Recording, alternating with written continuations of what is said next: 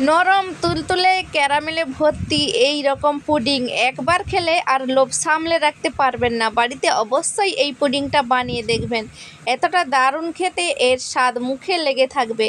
তো বন্ধুরা, এই পুডিংটা দেখে আপনার কি মনে হচ্ছে? বাড়িতে কিন্তু একবার দেখাতে যে কেউ তৈরি করে নিতে পারে। হ্যালো ফ্রেন্ডস, মিঠু কিচেন ব্লগসে আপনাদের স্বাগত। আজকে আমি দুধ দিয়ে আর দুটো ডিম দিয়ে দারুণ মজার একটা রেসিপি বানিয়ে দেখাবো। তো বন্ধুরা, আপনারা পুরো ভিডিওটা দেখতে থাকুন। তার জন্য আমি নিয়ে নিচ্ছি আধা লিটার ফুল ক্রিম দুধ। ফুল ক্রিম দুধটাকে আমি ভালো করে গরম করে নিয়েছি প্রথমে। এখন কিন্তু হালকা হালকা গরম আছে। তো এই হালকা হালকা গরম দুধের মধ্যে দিয়ে দিচ্ছি পরিমাণ মতো চিনি। আপনারা চাইলে আপনাদের যতটা মিষ্টি দরকার ততটা চিনি দিতে পারেন। আমি এখানে দেখুন 4 চামচের মতো চিনি দিয়ে দিয়েছি। 4 চামচের মতো চিনি দিয়ে দুধটাকে ভালো করে এভাবে নেড়ে চেড়ে মিশিয়ে নিতে হবে। ভালো করে মিশিয়ে নিতে হবে দুধটাকে চিনির সাথে। চাইলে আপনারা গুঁড়ো চিনি ব্যবহার করতে পারেন। গুঁড়ো চিনিটা দিলে তাড়াতাড়ি কিন্তু দুধের সাথে চিনিটা মিশে যাবে।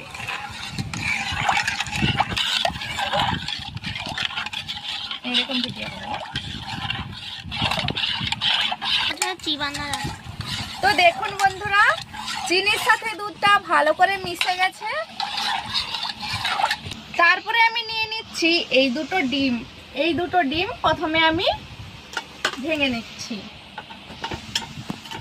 যদি ডিমটা ফ্রিজে থাকে তাহলে কিন্তু বাইরে 20 থেকে 30 মিনিটের মতো রেখে দেবেন।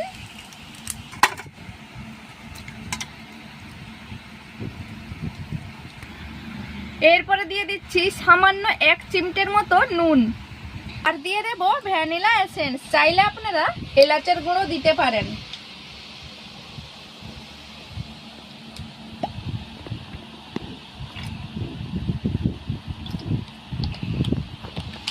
ডিমটাকে এইভাবে করে একটু খুলে নিচ্ছি।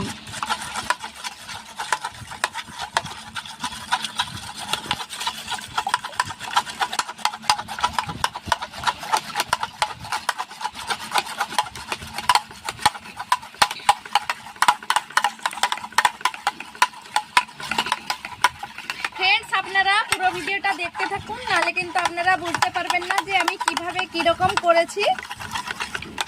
আর পুরো ভিডিওটা দেখে যদি ভালো লেগে থাকে লাইক কমেন্ট শেয়ার করে চ্যানেলটিকে সাবস্ক্রাইব করার অনুরোধ রইল। তো দেখুন বন্ধুরা, দুধটা ভালোভাবে, ডিমটা ভালোভাবে মিশে গেছে। ডিমটাকে ভালোভাবে মিশিয়ে নিয়েছি আমি।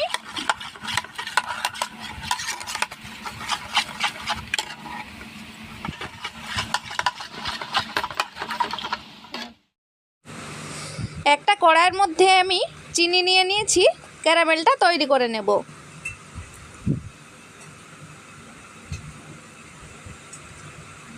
এখন কিন্তু কোনো রকম নাড়াচাড়া করার কোনো দরকার নেই।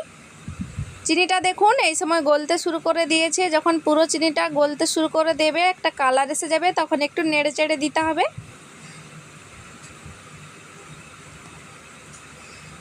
এই সময় কিন্তু একটু নেড়ে চেড়ে দিতে হবে, তাহলে পুরো চিনিটা গলে যাবে আর ক্যারামেলটা তৈরি হয়ে যাবে।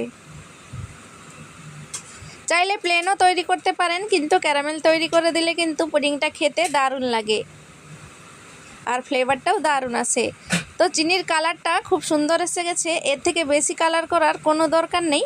খুব সুন্দর কালার এসেছে। এই সময় আমি গ্যাসের আঁচটা বন্ধ করে দিয়ে যেই পাত্রে পুডিংটা বসাবো সেই পাত্রে তুলে নিচ্ছি আর সেট করে দিচ্ছি।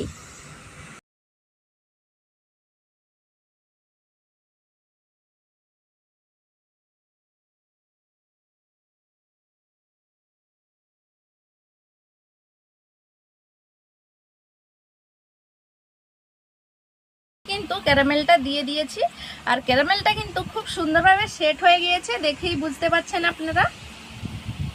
এই ঘোলানো ডিমের সাথে কিন্তু দুধটা আমি মিশিয়ে দিচ্ছি।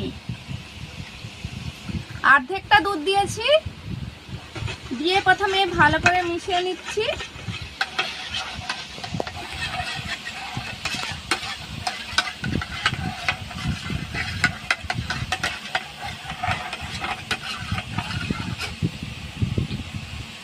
এভাবে করে মিশিয়ে নিতে হবে।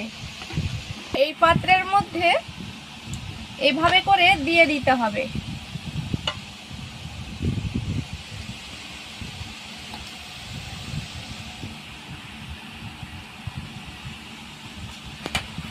অবশ্যই ছেঁকে দিতে হবে। দেখুন ছেঁকে নেওয়ার পরে দেখুন এইভাবে জেলি জেলি ভাব ওপরে থাকে।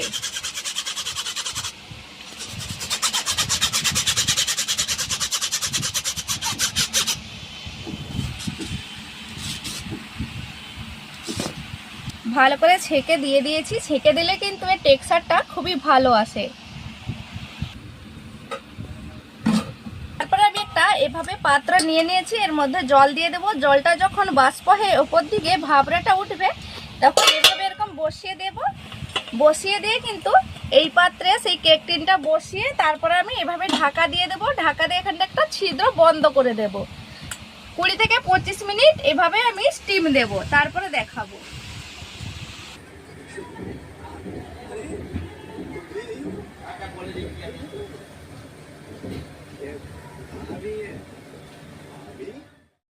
এখন বন্ধুরা পুডিংটা আমার রেডি হয়ে গেছে।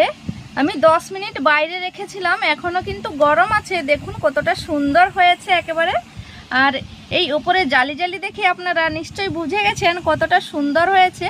তো এই ধারটা আমি একটু ছাড়িয়ে নিচ্ছি। প্রথমে ধারটা ছাড়িয়ে নিলে কিন্তু খুবই ভালো হবে। ছুটে হয়ে গেছে। আমি ধারটাকে ছাড়িয়ে নিয়েছি। এইবার আমি একটা প্লেট নিয়ে নিয়েছি। এই প্লেটের মধ্যে কিন্তু আমি এভাবে করে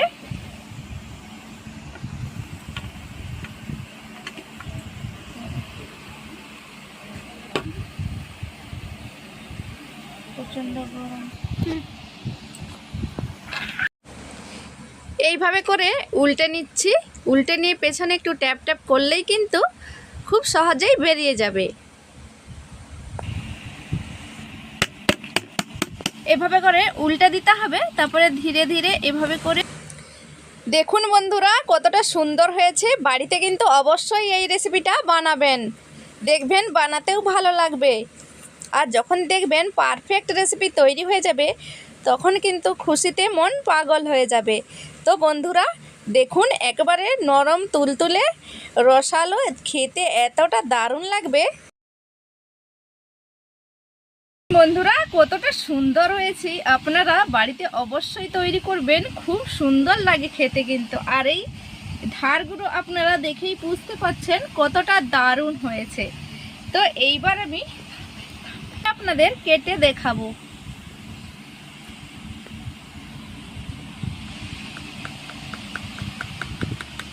দেখুন বন্ধুরা এতটা সুন্দর কাটা ভালো হচ্ছে, একটু ভেঙে যায়নি। তা দেখেই বুঝতে পারছেন কতটা দারুণ হয়ে গেছে।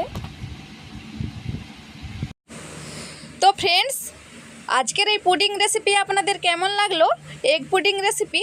তো বন্ধুরা কমেন্টে জানাতে অবশ্যই ভুলবেন না। ভালো লাগলে একটা লাইক করে দেবেন আর বাড়িতে অবশ্যই এই রেসিপিটা তৈরি করবেন। তো বন্ধুরা রেসিপিটি এখানে শেষ করছি, দেখা হবে পরবর্তী ভিডিওতে। ভালো থাকবেন, সুস্থ থাকবেন।